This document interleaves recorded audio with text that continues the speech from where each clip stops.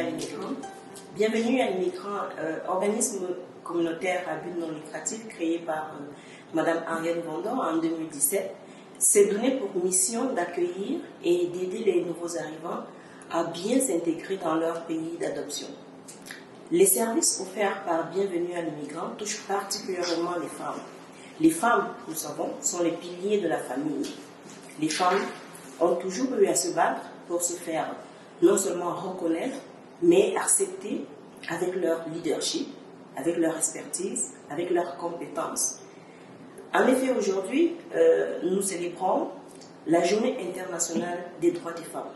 Les femmes se sont toujours battues pour obtenir ce qu'elles pensent y avoir droit, comme par exemple le droit de voter.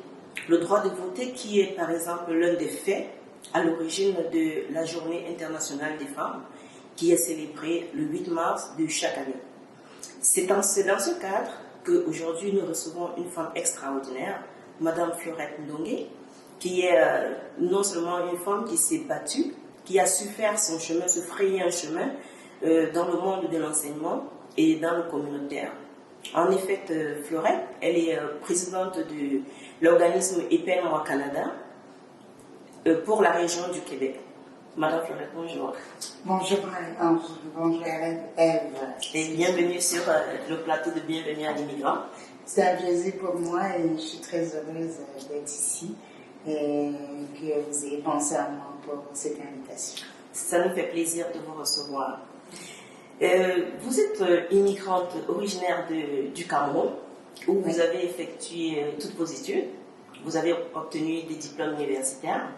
Vous êtes arrivé au Canada en 1998. Et malgré vos diplômes universitaires obtenus au Cameroun, vous êtes tout de même allé à l'Université de Montréal pour faire sociologie. Ouais. Et après, vous vous êtes réorienté, je dirais, dans l'enseignement. Et vous avez obtenu votre diplôme d'enseignante du secondaire et en 2008. Et 4 ans plus tard, vous avez obtenu votre maîtrise en didactique. Exact. J'ai bien résumé. Je pense que tu as fait un travail formidable pour savoir que je suis un peu. Mais je peux approfondir. D'accord. Mais je voudrais déjà savoir, vous avez commencé en sociologie, mais vous avez dévié pour aller dans l'enseignement. Qu'est-ce qui vous a motivé? Qu'est-ce qui vous a fait changer de cap aussi en chemin? Moi, je suis allée, pas parce que j'avais choisi dès le départ de faire sociologie. Je dois commencer par vous dire que je suis issue d'une mère enseignante qui a fait toute sa carrière et d'où ma source déjà. Dès le bas âge, j'ai compris que j'allais être enseignante.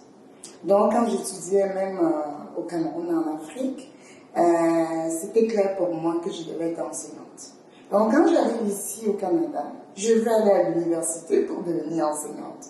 Sauf que lorsque j'appelle l'Université de Montréal pour essayer de m'inscrire en enseignement, je reçois le message comme quoi je ne pouvais pas m'inscrire en janvier, pour commencer en janvier.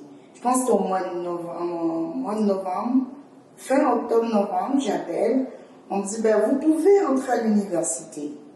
Mais vous allez plutôt commencer, vous pouvez vous inscrire en novembre pour commencer en janvier. Et il se trouve qu'en enseignement, c'est impossible de commencer en janvier. Donc, les nouvelles inscriptions sont acceptées pour l'automne. Alors, je me suis dit, voilà, il faut que je m'inscrive quelque part, c'est un tremplin. Et pour moi, c'était tout naturel d'aller en sociologie parce que je savais que j'allais comprendre l'humain pour pouvoir continuer à œuvrer pour l'humain. Ben justement, œuvrer pour l'humain. Vous êtes présidente de l'organisme EPEN-Moi Canada pour la région du Québec.